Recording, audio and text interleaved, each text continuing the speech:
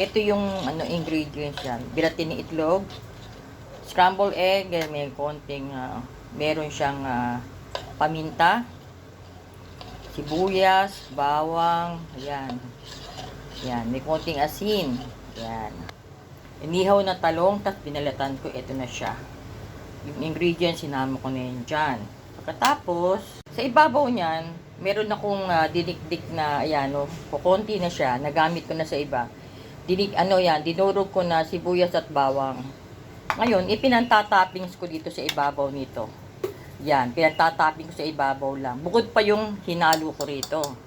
Yan, pantoppings yan. Para malasa ang ating torta talong. Ayan yung ayan yung nilagyan ko ng toppings yan.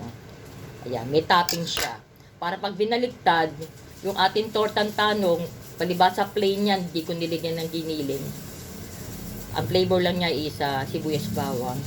Pag na-toasted na rin siya, nakasama ng talong, masarap na. Yan, masarap na yan. Ito na yung ating nasa kwale. Yan. Yan.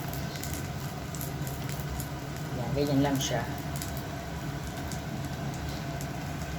Konti lang ang mantika pa, konti-konti lang lagay. Hindi pwedeng madami. Mangingitim ang mantika. O, ayan siya. O. Nabaliktad ko na siya. Ayan. Ito na yung ating finished product sa ating lunch menu for today. Yan. Yung tortang talong. Tapos meron tayong sausawan. Ayan. O, tingnan yung sausawan natin. Sili. May bawang. Ayan.